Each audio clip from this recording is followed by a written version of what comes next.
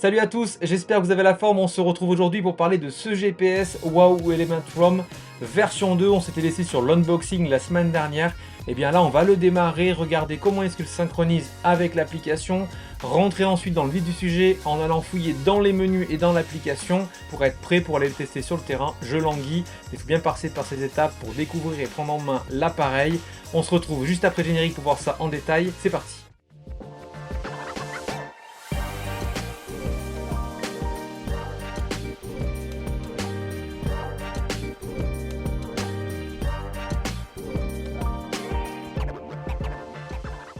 Et bien voilà, c'est parti, on a notre magnifique GPS en main et le guide de démarrage.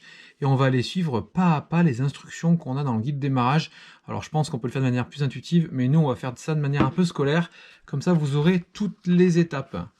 Donc la première chose à faire, d'après le guide de démarrage, c'est d'aller installer son application sur Apple Store ou sur Google Play.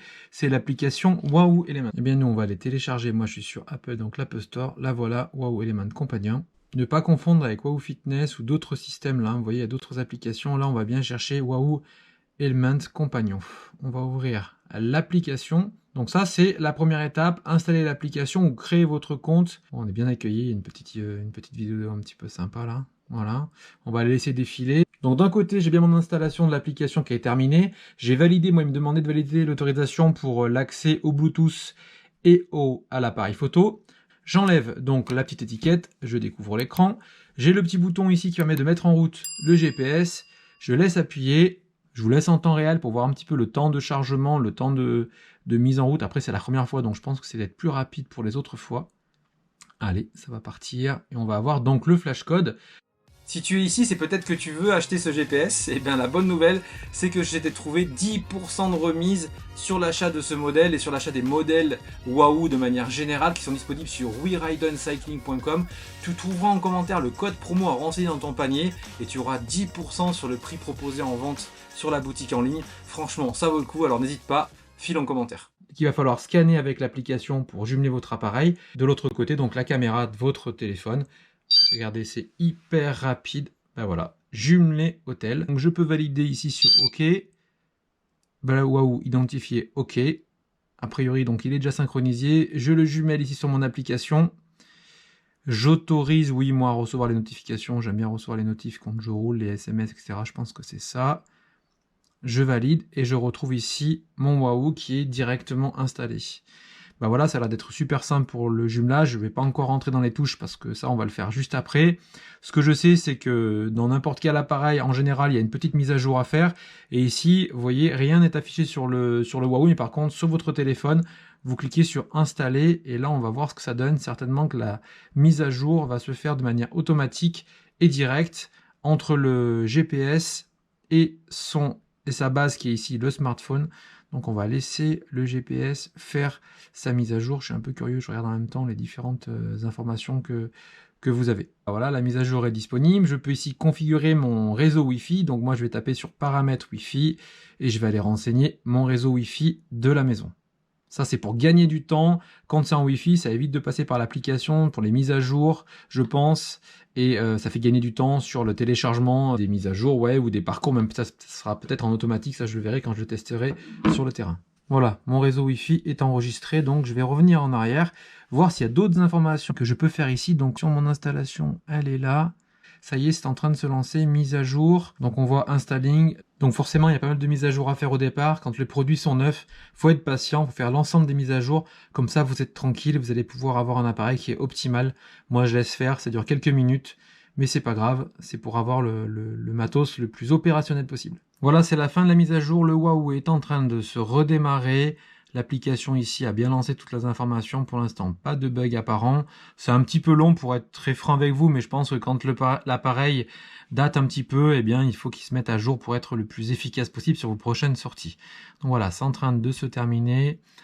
Warming up pour ce qui est du Wahoo. Et enfin, on va pouvoir rentrer dans l'application et dans le GPS quand tout sera prêt Et c'est fait. Donc on se retrouve avec donc l'appareil complètement mis à jour. Je vois apparaître en fait les différents menus. Je découvre vraiment, c'est la première fois que j'ai un Wahoo dans les mains, donc on va y aller vraiment pas à pas. Donc dans les paramètres de mon Wahoo, qu'est-ce que je peux découvrir ici? L'ensemble des paramètres qui sont sur le GPS ici vont être personnalisables et paramétrables dans l'application. J'ai le menu personnalisé, j'ai dans le menu personnalisé page, LED, son, rétroéclairage, enfin j'ai pas mal de choses. Alors on va aller voir ça. Donc c'est là où je vais avoir mes pages d'entraînement et c'est là où je vais pouvoir donc créer et ajouter des pages personnalisées en les renommant. Donc ok, très bien. Donc j'ai mes tours, j'ai mes données d'entraînement, j'ai les segments, j'ai les cartes. Donc ça on va voir, on va les balayer certainement dans les différentes cartes, dans les différents écrans du Wahoo. Ça c'est un truc qu'on va regarder juste après. Après LED et son. Les LED sont désactivés, je peux les afficher pour différentes informations. On le voit ici affiché à l'écran. Donc pour la vitesse, on peut le mettre sinon pour la puissance ou pour la fréquence cardiaque. Donc moi, ce que je fais, c'est que je travaille à la puissance, donc on va mettre afficher ces LED. Pour l'instant, je ne sais pas encore trop ce que ça va donner. Je pense que c'est certainement une graduation. Plus c'est foncé, plus c'est rouge peut-être, plus c'est puissant. On verra. Une bande de LED ici, une bande de LED en bas. Donc, LED d'en haut, entraînement, pause, reprise, notification reçue, indication de routage. Waouh, il y a pas mal d'informations. Jusqu'à maintenant, je roulais chez Garmin. Je pense comprendre l'ensemble, mais certainement qu'on va aller les tester et voir peut-être un peu plus quand on l'aura dans la main. Ensuite, donc le rétroéclairage, il est donc automatique. On peut le mettre en off, en auto, en on, ok. Et à chaque fois, on a des durées. Donc là, moi, je vais mettre en automatique et 15 minutes. Prêt à rouler. Donc, lorsqu'il est activé, Wahoo Element démarre automatiquement. Ok. Très bien. Et donc là, juste en dessous, on a parti pour configurer les capteurs. Et forcément, c'est ce qu'on va vouloir faire, puisque si vous avez une ceinture cardio comme celle-ci ou un autre objet connecté, un capteur de puissance, et bien sûr, vous allez le faire en préambule. Donc on va regarder ensemble ici sur configurer des capteurs. Est-ce que c'est facile à faire ou non? Je ne sais pas, je découvre. Franchement, c'est même hyper simple. Regardez, elle est déjà là, la ceinture cardio de chez Garmin en plus. Donc, une ceinture qui n'est pas de la même marque, reconnue hyper rapidement. Oui, parce que là, sur ces modèles-là, vous avez toutes les connectivités, donc bien sûr compatibles ANT+, Bluetooth, Wi-Fi, etc. Donc, vous l'avez ici. On peut aller le chercher, donc, hop.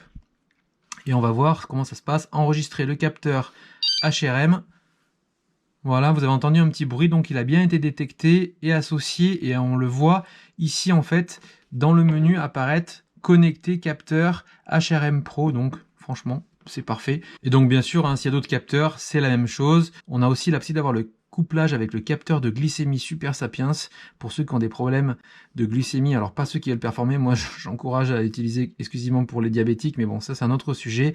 Et après en activant ici, donc suivi en direct, ça permet, d'accord, très bien, de pouvoir partager le lien du suivi en direct à quelqu'un de votre entourage. Ok, donc je peux partager de manière automatique par email mon parcours à certainement un destinataire que je vais avoir besoin d'intégrer quelque part. Donc dans la partie carte, à part ce notion de partage de traces, on a aussi la gestion des cartes. Tout est vraiment paramétrable à travers l'application. Et vraiment, je pense que c'est un point fort qu'on peut déjà noter, c'est que l'ergonomie, je ne sais pas comment elle sera sur l'outil, mais alors en tous les cas, c'est vraiment super facile de régler. Et là, il y a un vrai, à mon avis, un vrai outil, un vrai avantage, voilà, de pouvoir installer ces cartes, supprimer ces cartes, le faire de manière assez intuitive, assez ludique, par exemple, cette fonction-là.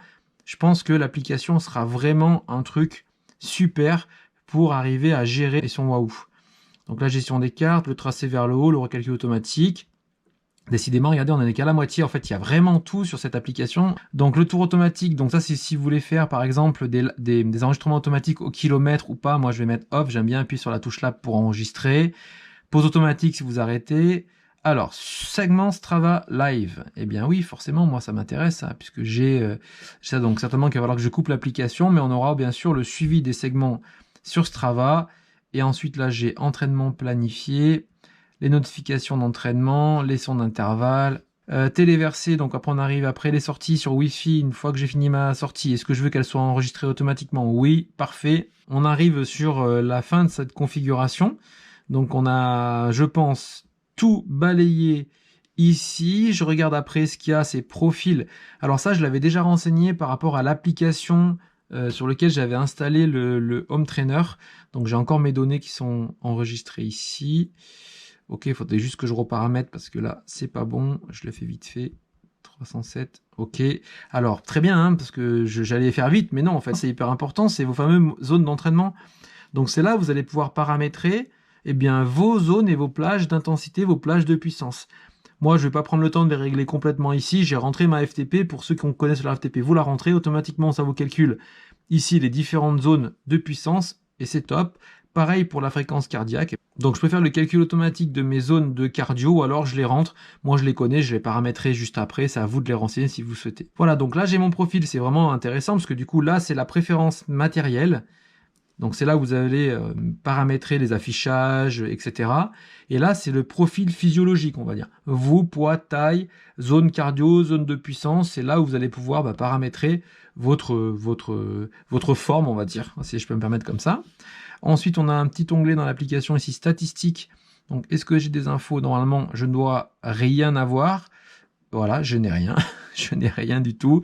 Et je pense que là, forcément, course à pied, cyclisme, toute l'information va venir apparaître ici. Oui, Waouh fait des montres, hein, donc c'est pour ça qu'il y a la partie course à pied. Donc là, j'aurai le résumé. J'aurai aussi donc l'historique.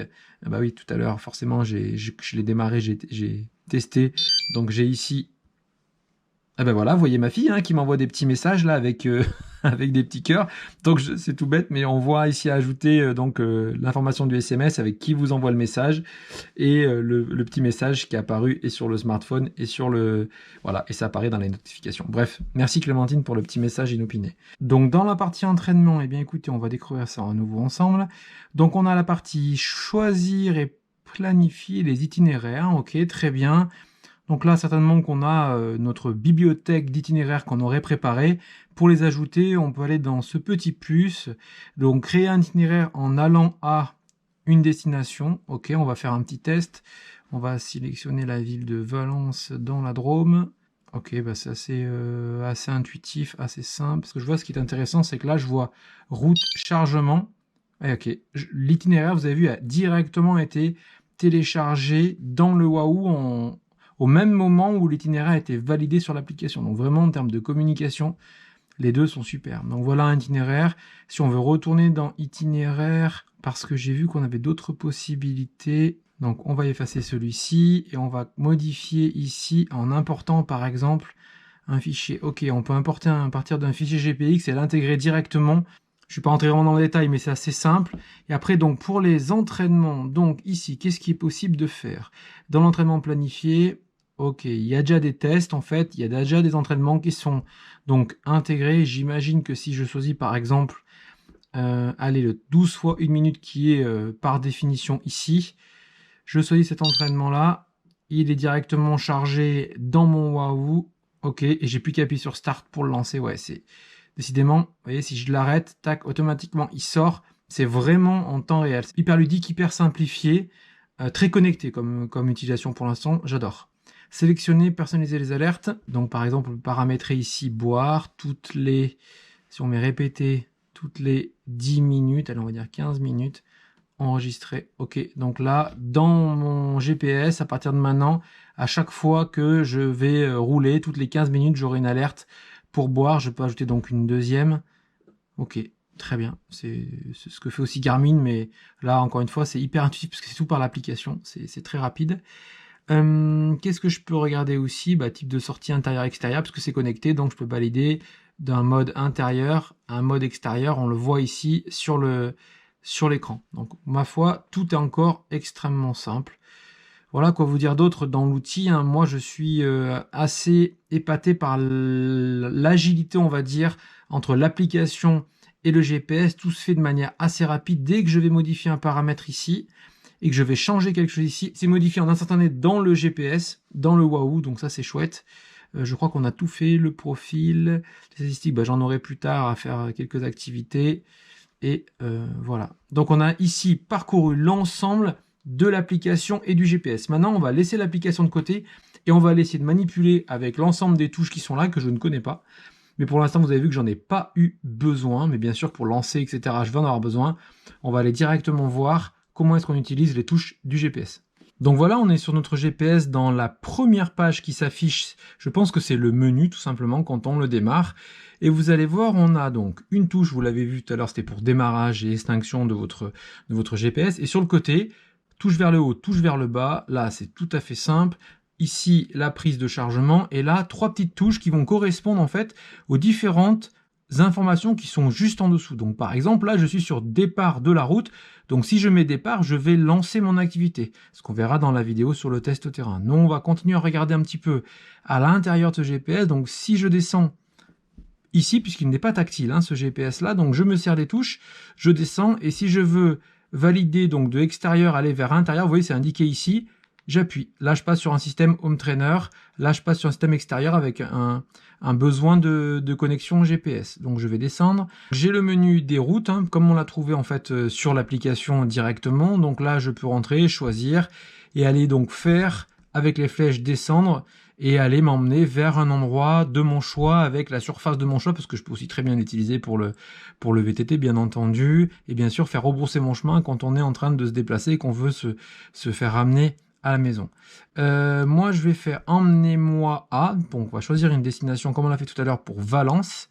Alors là j'ai emplacement sur la carte, c'est tout ce que j'ai pas le choix, à moins que en descendant ici, non, je n'ai pas d'autre possibilité a priori que de faire emmenez-moi à. Et comme j'ai pas enregistré de point d'intérêt, je suis obligé de passer par un emplacement sur la carte. Et c'est là où je vais me déplacer donc à gauche, ok, à droite, etc. pour aller choisir un emplacement de carte. Allez, on va aller par exemple au centre-ville de Romans-sur-Isère. Alors je pense qu'il y a la moyen de zoomer. Ouais, ok, quand on appuie sur le bouton au milieu ici, vous voyez, en fait, les boutons apparaissent et les choix en fonction des touches. Donc, ça va, c'est plutôt simple, mais c'est sûr que là, c'est pas tactile. Donc, je peux pas faire défiler mon écran. Il faut que je me serve à chaque fois de mes touches pour pouvoir me déplacer. Si ici, je choisis d'aller dans cet emplacement-là au centre-ville, je puis une première fois, je mets choisir, ok, et automatiquement, donc, l'itinéraire s'affiche. Donc, ça, c'est plutôt facile à faire aussi. On va descendre donc dans l'entraînement. Bien là, pareil, on va retrouver certainement exactement ce qu'on a vu sur l'application. Ok, en fait, c'est un doublon. Et enfin, les paramètres. Donc là, on va retrouver certainement toutes les informations que vous avez vues dans la partie des menus, les rétroéclairages, les connexions à Strava, etc., etc. Donc là, on a vraiment toutes les infos. Est-ce que j'ai raté quelque chose? On obtient mon capteur. On peut, voilà, désynchronisation, infosystème, le classique. Une fois que vous avez réglé l'ensemble de paramètres, créé votre itinéraire, que ce soit à travers le Wahoo ou directement dans l'application, et bien c'est parti. Donc là, moi je suis à l'intérieur, ça va pas forcément marcher, mais départ de la route et on appuie sur Start. Petit bruit qui vous signale que le GPS est en marche. Donc là, il s'est mis forcément en mode pause puisque j'ai mis pause automatique. Et vous voyez ici le petit bouton, enfin la petite information page, c'est ce bouton-là. Et là, on va pouvoir choisir donc une page après l'autre avec les différents critères qui composent la page. Donc plusieurs informations peuvent être enregistrées, mais je n'ai pas la possibilité de pouvoir modifier. Et ça, on va regarder ensemble, mais je pense que c'est totalement dans l'application que ça se trouve. On a page, ok. L'information et le contrôle des pages, je pense que c'est ici. C'est des pages par défaut, enfin en tous les cas, celles que j'ai décidé d'activer ici, elles le sont. Par exemple, si j'enlève la carte, j'imagine que naturellement, dans le GPS ici, eh bien la carte, après la mise à jour, n'y sera plus. C'est le cas. Si je remets carte, est-ce que c'est fait en direct ou pas et que c'est fait extrêmement rapide? Waouh, c'est incroyable, parce que vous voyez, si j'enlève le menu carte, il disparaît. Si je le rajoute, il apparaît. Donc toujours pareil. Ça, c'est pour moi une vraie vitesse d'exécution, c'est top. Et donc là, je vais pouvoir utiliser les pages qui sont déjà celles qui sont ici. Les enlever ou les supprimer. Par exemple, submit segment, je veux pas pour la musique, mais je veux ajouter une page personnalisée. Donc quand je vais ajouter une page personnalisée, je vais pouvoir ici donc renseigner son nom. Je vais par exemple l'appeler course. Imaginons que ce soit la page que je veux consulter quand je fais une cyclosportive et ces informations que j'aimerais avoir à l'écran. Voilà, on va voir ça. Donc terminé. Je vais choisir les champs. Ouais, ça marche aussi chez Garmin, mais là, c'est tout au smartphone. Donc, on va les choisir. Moi, je vais prendre la fréquence cardiaque parce que c'est quelque chose que j'aime avoir, ma fréquence cardiaque en temps réel. Et donc dans fréquence cardiaque, vous avez différentes choses, vous voyez, zone de couleur. Allez, on va mettre un truc un peu sympa, fréquence cardiaque avec la zone de couleur. Donc, je vais mettre les puissances et je vais mettre, donc en l'occurrence là, la puissance normalisée et peut-être est-ce qu'il y a une puissance moyenne sur une fourchette de temps. Voilà, ça c'est parfait, la puissance moyenne sur 5 secondes. Donc vous voyez, 1, 2, 3, 4, 4 informations sont donc du coup sur l'écran qui va a priori être ensuite basculé. Donc on va additionner la vitesse et la vitesse moyenne. Et enfin, qu'est-ce que je pourrais rajouter d'autre que je connais peut-être pas? Vous voyez, il y a plein d'informations qui pourraient être connectées, la pression des pneus. Eh bien, je vais bien sûr mettre la distance. J'ai fait un écran, je mets terminé. Donc, j'imagine que si je vais défiler, je vais tomber, et ben voilà, sur l'écran course, donc les BPM, la puissance normalisée, la puissance moyenne sur 5 secondes, les kilomètres-heure moyen et la distance en kilomètres. Voilà. Et donc, une fois qu'on a fait ça, qu'on a paramétré plusieurs écrans comme on le souhaite, caractéristique chez le Wahoo, c'est que la touche plus et que la touche moins que vous avez ici, eh bien, vous allez pouvoir faire évoluer la taille des caractères jusqu'au moment où c'est le plus simple, avec le moment où vous avez le plus d'informations. En fonction du critère, si on va sur ici, je pense que si on déplace, c'est même sûr, si on déplace la vitesse moyenne et qu'on la met tout en haut, très naturellement, la vitesse moyenne apparaît ici. Et donc, quand je vais zoomer, eh bien, je vais être sur mon critère principal, sur mes deux premiers critères principaux. Si je décide que la puissance moyenne 5 secondes, elle doit être en deuxième, elle va apparaître ici. Et donc là, je vais pouvoir dézoomer pour afficher l'ensemble des critères. Donc, je rajoute par exemple la cadence moyenne, je rajoute par exemple les calories consommées à l'heure. Regardez, si je le mets là, tac, voilà. Donc pour moi c'est ça un Wahoo, hein, c'est ce système très simplifié de gestion par l'application vers votre GPS qui va ensuite se synchroniser vraiment de manière, vous avez vu, la plus simple et la plus rapide possible. Je crois que j'ai jamais vu ça. Comparativement au Garmin, il faut aller sur l'application ou sur son PC, le brancher sur un câble, demander une synchronisation, ça fait le tour du cadran, ça synchronise. Là vraiment c'est un jouet, hein, c'est vraiment comme ça que je le vois. Donc voilà, une pression ici sur la gauche et je reviens dans mon écran. Voilà, on a fini notre découverte. On a partagé vraiment les informations entre le téléphone, le smartphone et le compteur. Donc on a bien compris que tout ça était complètement lié et hyper interactif. Je me rends compte, moi, que c'est la force vraiment de ce Wahoo Element ROM dans la version 2. Et après, moi, ce que j'aime vraiment, et c'est pour moi un des critères qui m'a donné envie de tester ce produit-là, c'est que quand on est sur cet écran, eh bien, on a quelque chose qui est extrêmement lisible et qui va vous permettre d'avoir une visibilité, allez, je dirais, enfantine de l'information, mais extrêmement claire avec une sélection. À un moment donné, vous avez besoin que d'une information dans votre entraînement, eh bien, elle est très très lisible. Ce que j'ai pas encore vu, mais que du coup on testera ensemble sur la sortie terrain et sur les différents terrains, c'est ce système de LED là. Je trouve ça super sympa par rapport à la puissance ou la vitesse. On verra ce que ça peut donner quand on le découvrira ensemble sur la route. Voilà, avec cette vidéo, normalement, vous avez tous les éléments pour mettre en route votre GPS Wahoo Element ROM. Si vous êtes intéressé, la prochaine vidéo qui sortira pour vous la semaine prochaine, eh bien, ce sera le test terrain. Et je vous emmènerai avec moi direct sur le vélo pour voir eh bien, en conditions vraiment réelles si ce GPS est fonctionnel, pratique, efficace, s'il m'aide dans mon entraînement. Bref, vous saurez tout si vous êtes là la semaine prochaine pour la future vidéo qui sortira sur la chaîne. Il me reste plus qu'à vous remercier d'être resté jusqu'au bout de cette vidéo. Je vous dis à très vite, très bonne semaine sur le vélo. Salut à tous.